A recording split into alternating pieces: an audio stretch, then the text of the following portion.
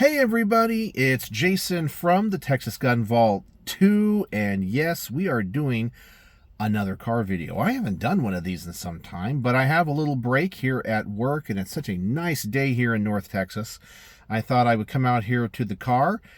While I guess normally I would just have a little bit of time off to grab a bite to eat, but I'm not really that hungry right now, to talk to you and more specifically respond to a lot of comments I have been getting on the video I made yesterday regarding the introduction of Glock's V-Series pistols and the discontinuation of all of their older models, and how this might be opening the door to future bans of all semi-automatic firearms, and they are essentially capitulating to the state of California.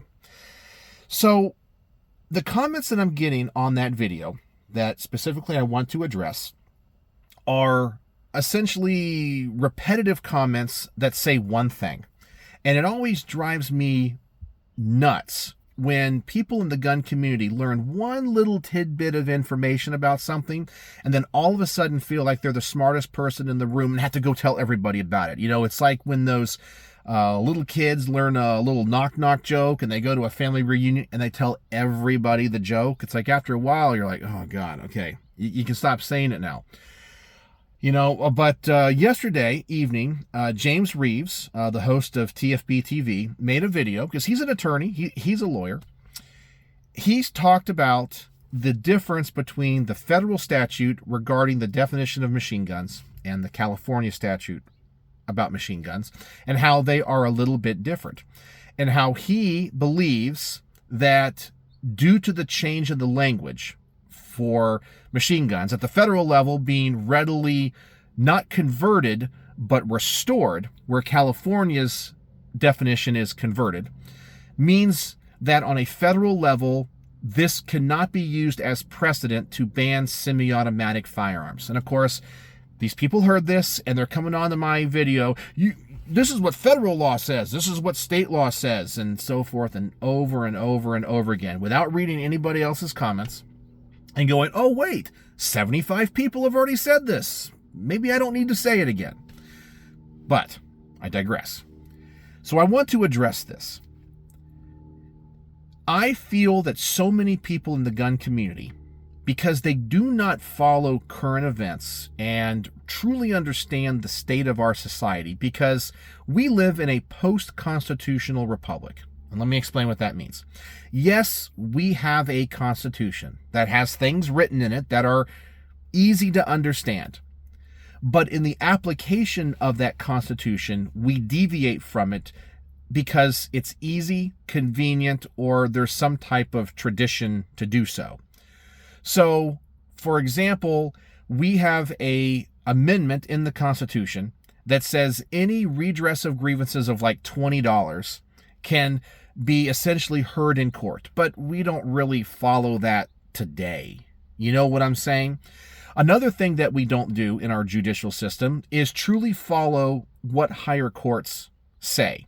So, for example, the Supreme Court and their opinions are supposed to supersede all of the lower court's opinions. So a lower court, when they're drafting an opinion, has to look at what the Supreme Court has said and take that as precedent. But we see all the time, especially in the world of guns, that is not the case. So an example would be in the Heller versus DC opinion, Associate Justice Scalia wrote, the only firearms that have any chance of being prohibited are guns that are dangerous and unusual, meaning they have to meet both criteria. Now, a plain reading of that opinion would say dangerous and unusual. Not dangerous, because pretty much every gun is dangerous, and not just unusual, but both together.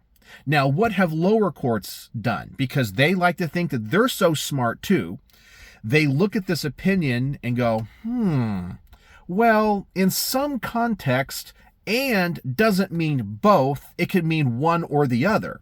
Therefore, when it comes to banning AR-15s or banning assault weapons, they go, well, they are dangerous. They're not unusual, but they're dangerous. Therefore, they're one of the two, so we can ban them. But no, that's not what the opinion says. But then they'll cite some way of using the word "and" historically to validate that. Another thing that they do, the lower court judges will look at these lawsuits and say, well, an AR-15 is unusual for self-defense.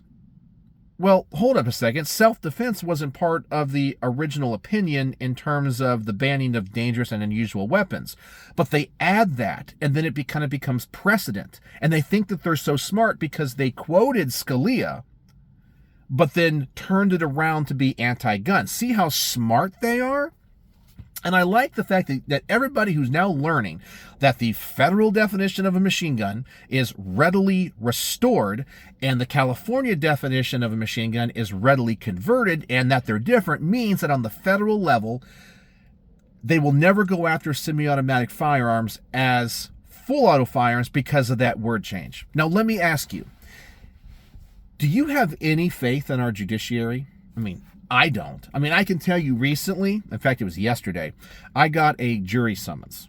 I did. And I have to go to jury duty next month or something, even though I am not registered to vote because I have no faith in our election system either. But I have to fill out this online questionnaire about my eligibility. I still have to show up regardless, whatever, unless they officially dismiss me. But there's this little thing in there that you can add. Are there any additional comments you would like to tell the court regarding, whatever?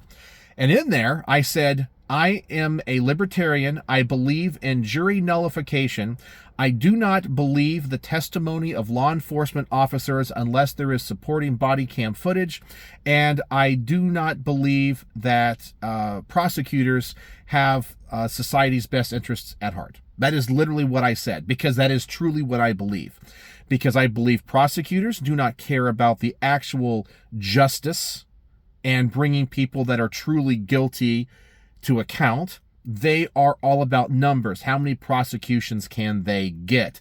And they will turn the law on somebody who is innocent just so they can prove a point, win a political debate, and get their numbers up. Same thing goes with law enforcement. And I know there's law enforcement officers that watch this channel. And I don't hate law enforcement. I don't hate law enforcement officers. I have friends that are police officers. And I know there's good ones and bad ones. However, the good ones don't police the bad ones. Because I think they all know instinctively, well, if we go after the bad ones, then I'm going to lose my potential power if I have to exercise it. And they like that protection. So because one or two of them could be bad, I can't trust any of them. One of my favorite YouTube channels is Audit the Audit. You guys got to go watch this. It's about rating police interactions that are caught on body cam, and how so many police officers will lie, manipulate, change evidence, change testimony, just to go after somebody. And while I know those are probably few and far between, I would rather one guilty man go free than, what is it? What is the saying? It's better that 10 guilty people go free than one innocent man go to jail, right? And be charged with a crime. So that's the way that I feel about it. I do not trust judges because, like I said before, they will manipulate words to get the result that they want. The statue of Lady Justice where she has the blindfold on is false in these days, because she's not not blind. Her eyes are wide open, and everything has to do with political motivation. So I don't trust the judicial system at all. I don't trust judges. I don't trust police officers. They can lie to you. You can't lie to them. I don't trust prosecutors. And I have actually a friend that's a prosecutor. Okay? So I don't hate them personally, but I understand what they do. Just like one of my dogs is a little terrier. And I hate it. In the middle of the night, he goes outside and he goes into the bushes to hunt rats or lizards or whatever he thinks is out there. Okay, and he barks. It drives me nuts at 2 o'clock in the morning. And I get mad at him. I'm upset. I'm like, I have to get out of bed and get him inside. But then I realize he's doing what terriers do. Terriers are dogs that were bred to hunt rats and little creatures. So he's not doing it because he's necessarily bad. He's doing it because that's what terriers do. Well, prosecutors are going to do what prosecutors do. Police are going to do what police do. And judges are going to do what judges do. And all three of them, because they're human beings, are going to be corrupt, and I don't trust them. So how does this relate? As I mentioned before, the federal statute for what a machine gun is readily restored, and the California statute says readily converted, although they are different.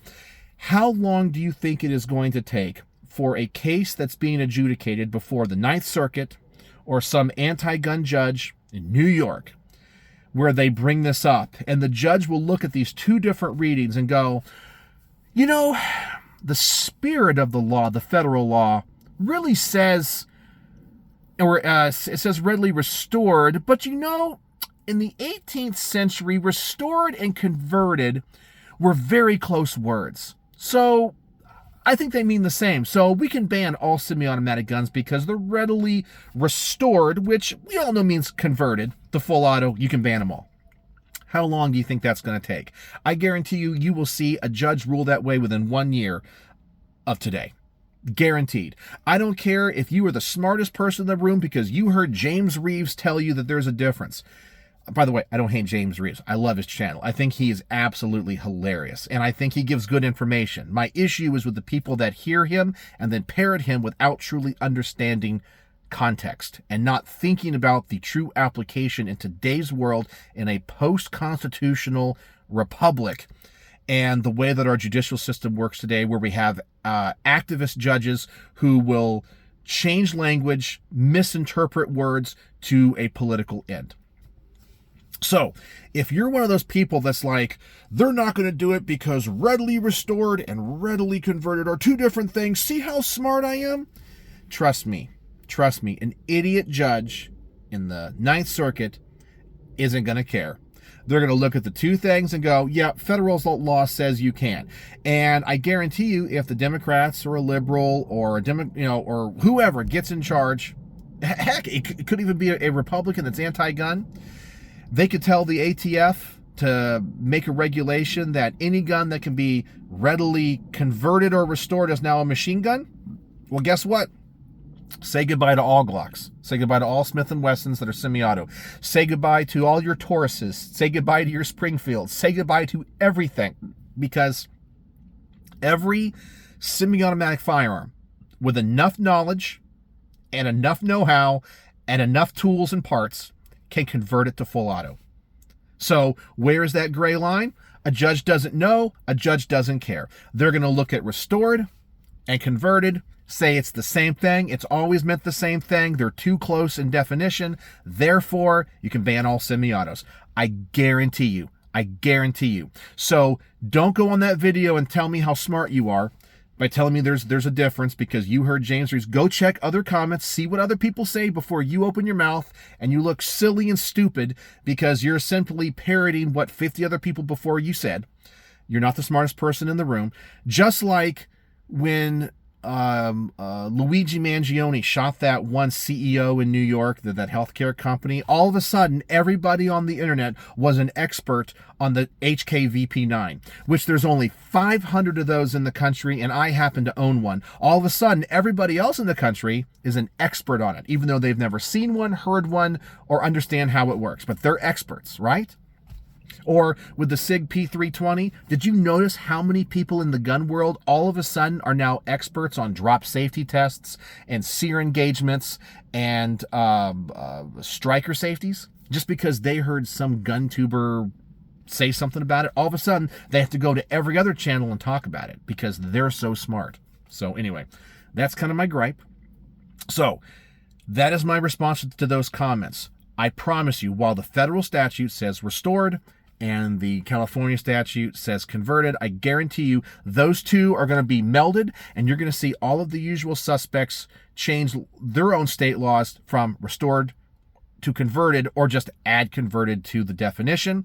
And I would not be surprised if it gets snuck in at the federal level. If the Democrats ever get control of Congress and the presidency, they'll sneak it in some budget bill, some defense bill, you name it. This is still a dangerous precedent. What Glock has done, I'm not mad at them. I understand it is good business, and I understand they're trying to survive, and they're being attacked on all sides. And I don't think there is one way out of this, okay? They're between a rock and a hard place. But this whole V series and what they're doing and essentially admitting that their older design is readily convertible to full auto is going to open the door for gun bans across the board at the federal level. So there you go. That's all I wanted to talk about and address those comments. And also, if you watched to the end of this video and I didn't bore you, as I'm filming this video, the Texas Gun Vault 2, my second channel here, just surpassed 10,000 subscribers, like literally moments ago. So I want to thank you all for being here. Thank you for subscribing. Thank you for being part of just my second channel where I rant with my cell phone in my garage, here in the car, talk about stuff. This is not a, formal review channel like my main channel is. So it's honored. It makes me feel honored and humbled that people want to interact with me and have dialogue. So anyway, that's all I wanted to say. Thanks for joining me. And if you watch to the end, the word of the day is going to be 10,000. Well, that's a number. Just put the number in there because that's how many subscribers the Texas Gun Vault 2 now has. That is amazing. I remember where I was when my original channel hit 10,000, and I was in my car today when that happened to my second channel. So that's pretty darn awesome. So thanks for watching. Share your thoughts, but don't tell me the federal statute and the California statute are different. Think about living in a post-constitutional republic where words no longer matter, and all that is important to these activist judges is their political ends. So that's all I got for you. So, as always, thanks for watching.